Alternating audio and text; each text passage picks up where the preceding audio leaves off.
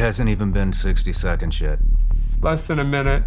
Who wants to talk to a child in a teen chat? And I only said hi in the chat room, nothing else. Anywhere where a human can communicate with another human, the child is not safe. Brian, do you think you could demonstrate right here, right now, how fast these sexual predators will show up in a chat room? Yeah. Fire your computer up. Let's do it. All right, I'm recording, so now I'm just going to say, hi. Who wants to chat? And I named myself Ashley Female New Jersey, 13 Female New Jersey. Let's see how many private messages come in. 2 already. 3. It's been like 10 seconds. Yep. Hey, want a full round? Hey, how old are you? Let me just copy that and send that to everybody because we got other messages coming in. What chat room are you in? Just a teen chat. Hey, you want to cuddle a bit? I'm giving them the benefit of the doubt right now that they didn't read the. Oh, he's 47. 47 years okay old with in a my teen age? chat room. You got him in what? 5 seconds? He's Yeah. already messaging in? Oh yeah, there's a ton. I can't even keep up with them here because every time I click one, there's more on the list. He says he's okay. I said, are you okay with my age? He says, yes, age 13, like my profile says. I got 2 more messages, so now we're at 1, 2, 3, 4, 5. I'm 19. Let's ignore the 19-year-old, even though it's disgusting. It hasn't even been 60 seconds yet. Okay, there's another guy. Here's the other guy. This guy's 15. Ignore him. That is a real teenager in a teen chat. The 47-year-old says, he said age. I said 13 like my profile says. He said name. Ashley. And then another guy just messaged. How old are you? Okay, this person's a child too. So out of all of these, there's one guy here who is 47 years old, less than a minute, who wants to talk to a child in a teen chat. And I only said hi in the chat room, nothing else. Holy shit, dude. You jumped in a chat room. You called yourself Ashley 13 New Jersey. Literally less than 10 seconds. We have a 47-year-old wanting to have with a 13-year-old girl. Yeah. Yeah, that's how quick it is. Like I Googled teen chat. I'm in a different state, so I get different results here for, the local teen chats. There's no way for me to set it up. All I did was say hi in the chat room and press enter. And a bunch of messages came in. Some were from actual teenagers, as it should be in a teen chat. And one of the guys, which, who knows if they really are teenagers, that's another thing. But one guy was open about that he was 47 years old, and he was completely fine with the age. Where all is this happening? Is this happening? Just list off where this is happening that everyday people use all the time. Facebook, Instagram, TikTok, Snapchat, Kik, WhatsApp, Roblox, Minecraft, Xbox, PlayStation. Xbox and PlayStation? Yeah, because you can chat with random people in games. They could represent themselves as whoever they want.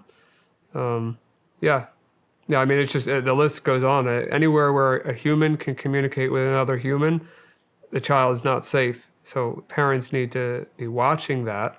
And not just assuming if your kid says, hey, I'm on the phone with my friend, which friend is it? Is it one that I know? You can't be scared of being a helicopter parent, because if your kid's aggravated at you for a couple of minutes for, being overprotective in these scenarios, I think it's not your fault regardless of what happens, but to save them from a life of trauma, I think it might be worth the extra couple minutes or aggravating your kid to see who they're actually talking to, see who their friends really are, and just spend that extra time, because it could save a lifelong battle with trauma. This happened to somebody I know in Parkland. You know, I remember I used to live in Boca, so I got a lot of friends down there. Happened in Parkland. He's got a daughter, couple daughters, and she was blackmailed by somebody and had taken pictures, and it's everywhere, just as you just demonstrated it. I mean, 10 seconds, less than 10 seconds, and he's on there. Yeah. Is this the case every single time? Yeah. Some of the guys want to chat for longer before they meet up in person, but yeah, it's that easy. It's not good that it's easy, but it is that easy to find them. They're out there, and they're being predatory, like the name states. How I don't know what to call it. I don't want to call it a success rate, but what is the percentage of people that you're talking to on here that will come and meet? Depends on how long you talk to them and if you can convince them that you're not a police officer. Would you say the majority of them? Way more than the majority, yeah. 90%? Yeah. Over 90%? It depends if they ask to meet or not yet, because sometimes it takes a while for them to chat. So I would say, yeah, like if they ask to meet, 95% plus if they ask to meet up. 95%, you think? Yeah. Damn. How did Project Veritas get involved with you? They saw a viral podcast of me talking about the website, and they were interested, and they said, well, I want to help you bring justice to this, to what the other stations failed to bring justice to, and the FBI even failed to, or everybody failed me. I felt like they failed me. And Project Veritas said, hey, well, we will do something about this. We'll put our whole team on it. We're gonna bring light to this. We're gonna bring these people out of the dark corners of the earth, and it made me feel like, okay, I have a team here. You know, I have people that are willing to, fly across the country and meet me in a 24-hour notice, which they did, to have a conversation. They flew me out to New York to do an interview. Just off my word. I could have been lying. I could have been a member. Who knows what they didn't know who I was. So they just took my word for it, and they gave me the most compassion and love more compassionate love than I would have ever expected, and still are to this day. What does this collaboration between you and them look like? How are they? You're obviously feeding them all the information that you've uncovered so far. Are you still getting more information? So right now we're going off the data that I already have, which is so much, especially with Nathan Larson's websites. The one we're focusing on at the moment is rapey.co and .to. So anyone that was on that list is going to be investigated. We have all of their information, or ways to find it. So we're just going to go down that list, keep exposing them in person, and we've found quite a few already. So it's only going to get more extreme, especially as the team gets bigger. And hopefully we do some justice, put some more in prison, uncover some secrets. How are you guys? So they sent me.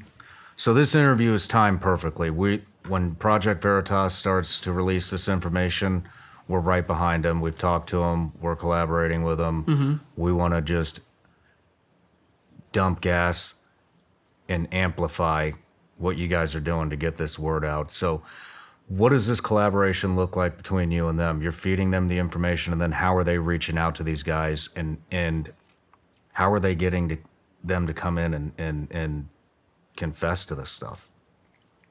They have their own ways of dealing with undercover operations and like filming undercover. But when we find the information on the people, we're going off the database, we're taking the information per user, we're tying that to what we have some archived images of when the website did exist.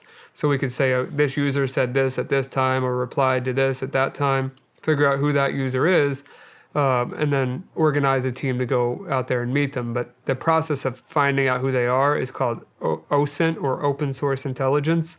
And Project Veritas has been doing that already for years, as well as me. I specialize in OSINT, and obviously being a hacker, it just comes with the territory. So working together as a team, finding these people has been, no different than what I would do on a daily basis, except it's just making a bigger impact. How many guys have you guys put in prison so far?